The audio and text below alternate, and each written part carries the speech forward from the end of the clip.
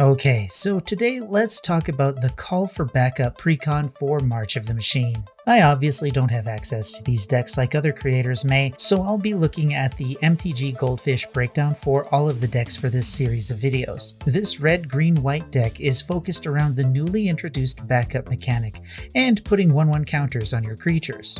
The face commander is Bright Palm Soul Awakener, a 4/3 with backup 1 that costs 1 red, green, white. It has backup 1, which says when this creature enters the battlefield, put a 1/1 counter on target creature. If that's another creature, it gains the following ability until end of turn. That ability is whenever this creature attacks, double the number of 1/1 counters on target creature. That creature can't be blocked by creatures with power 2 or less this turn. So your creatures become spells that put a counter on another target creature and give them an ability temporarily. The strategy for this commander is simply to throw counters on your creatures and swing them at your opponents, and sometimes buff those creatures by casting or blinking Bright Palm. This commander as a single will not be very expensive if you want to build a deck with this focus, since 1/1 counter synergies are generally very cheap and the backup mechanic will be relatively rare since it's a new mechanic in a new set. It can also be abused a bit by blinking the commander,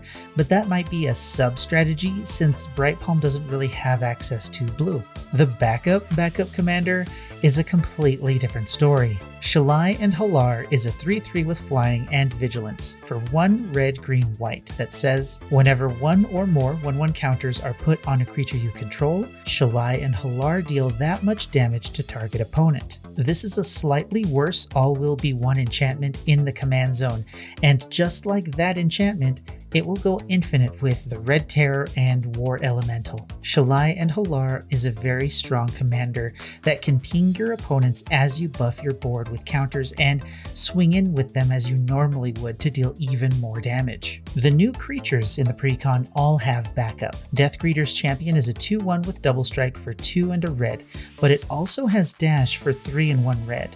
Dash says you can cast it for its dash cost. If you do, it gains haste and then goes back to your hand at the beginning of your end step. It also has backup 1 that gives the ability Double Strike. I like that this creature has dash, so you can reuse the ability multiple times as long as Deathgreeter Champion survives to the end step. The closest comparison to this would be something like Embercleave or Uncaged Fury and Kaya's Onslaught. It's a handy combat trick, and depending on the creature it's used on, it could end games. Guardian Scale Lord is a 3/4 that costs 4 and a white. It has backup 1, and the abilities it can give are flying, and whenever this creature attacks, return target non-land permanent card with mana value X or less from your graveyard to the battlefield, where X is this creature's power. Sun Titan costs 1 more and only affects permanents with mana value 3 or less. So Guardian Scale Lord might be an improvement because it has flying and can get a wider range of permanents back from the graveyard, excluding lands of course. Backup 1 will let you target your biggest creature and get a big cost permanent back to the battlefield the same turn this comes out. And in later turns, if you don't buff the Guardian, you're still getting a 3 mana value permanent back to the battlefield by attacking with a flying creature. I believe Guardian Scale Lord is a better Sun Titan, period. Next, if you like what you've seen so far, why don't you hit that like button and sub to the channel? You know that it helps small channels like this, and it'll get these videos out to more people who might enjoy them as well. Thanks. Conclave Sledge Captain is a 4/4 that costs 5 and a green. It has backup 1 3 times, meaning you can target a total of 3 creatures with this ETB. It will give creatures trample, and whenever this creature deals combat damage to a player, put that many 1/1 counters on it. This isn't a finisher, but it's a great mid-game play to make your existing creatures very big, leading to a faster end to the match next turn. Then, by itself, it can get very big very quickly.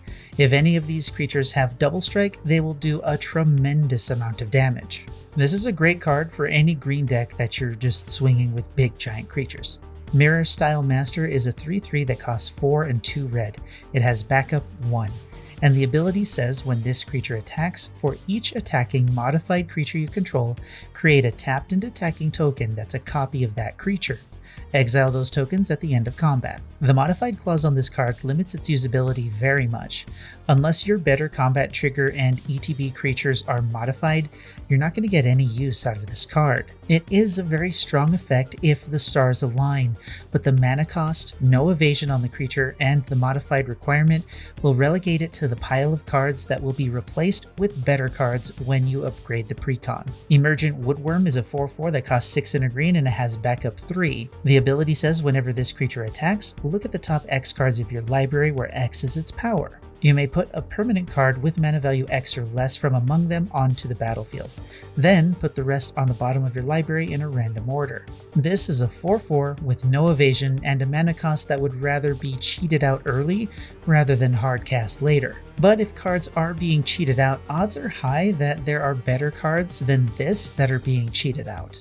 But I guess this will basically double up the cheating out that happens, since this will cheat something out when it gives the ability to a creature that can attack. Uncivil Unrest is an enchantment for 4 and a red that says non-token creatures you control have Riot. Riot says they ETB with your choice of a 1/1 counter or haste. Then, if a creature you control with a 1/1 counter on it would deal damage to a permanent or player, it deals double that damage instead. There are plenty of enchantments with this effect, like Dictate of the Twin Gods, but it will also buff your creatures with counters or allow them to attack immediately with haste, once again improving upon older cards. Hooray for power creep. Any deck that wants haste, counters, or double damage would probably enjoy this single. Next are, in my opinion, the notable reprints in the deck. Colonian Hydra is a 0/0 with trample for 3 and 2 green. It ETBs with 4 1/1 counters on it. Then, whenever it attacks, double the number of 1/1 counters on each creature you control. This is the 5th printing of this card, and it's about $15 right now, which is about 30% of the cost of the entire Precon. Flame Shadow Conjuring is an enchantment for 3 and a red, and says whenever a non-token creature enters the battlefield under your control, you may pay 1 red. If you do, put a token onto the battlefield that's a copy of that creature. That token gains haste, exile it at the beginning of the next end step. I can see the use of this card in the Precon as a way to double the ETB trigger of the backup mechanic, as well as get attack triggers as a pseudo haste of your creatures. Semester's End is an instant for 3 and a white that will exile any number of target creatures and planeswalkers you control. Then, bring them back at the end step, and they return with an additional 1/1 counter or loyalty counter on it to save your board from a board wipe that indestructibility can't protect you from. The majority of the instances and sorceries in the deck are staples like Swords to Plowshares and Generous Gift, or bulk staples like Cultivate and Inspiring Call. The rest of the cards in the deck, including the mana base, are mostly cheap cards that fit the counters theme of the deck. I won't be talking about Planechase in this video, but if you have a Planechase deck, the next cards will be singles you want to pick up rather than buying the entire Precon.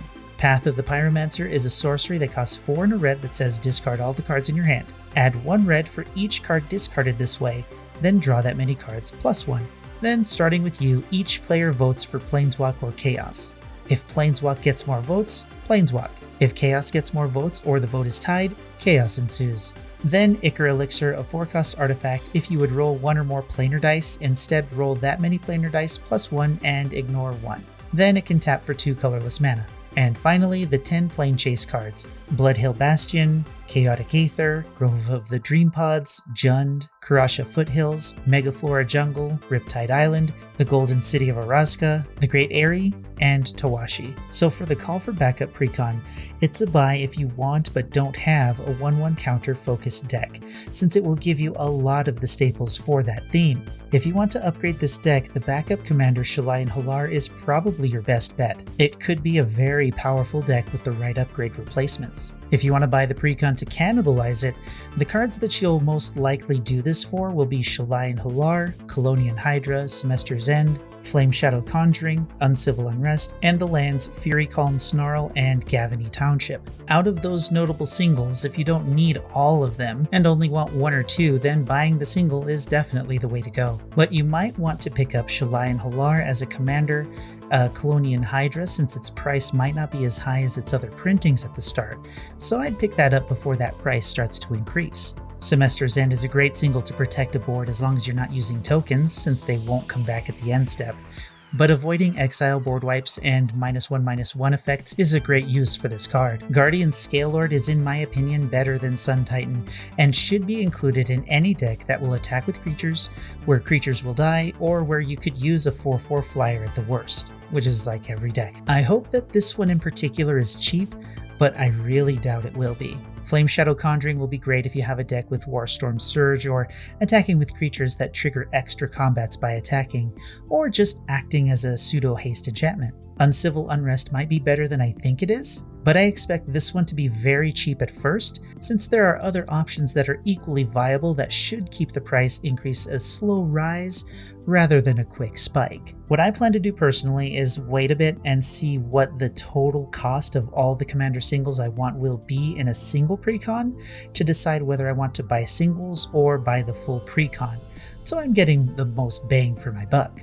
I'm on a tight budget, so I may not even buy a precon now as I wait for the Commander Masters Eldrazi precon. As of right now, for the Call for Backup precon, I'll only be picking up Uncivil Unrest for my Chishiro deck and Guardian Scalelord for my Rhea deck. I have most of the commander staples that come standard with these decks, along with some good pieces that I've picked up over the years. That is, of course, depending on how much those cards are at release, and whether they increase or decrease in price as time goes on. Next time we'll talk about Cavalry Charge, so look forward to that, and sub to the channel if you don't want to miss it. Like the video if you liked the video, dislike it if you disliked it, and until next time, I'm Space Coconut, and you're welcome.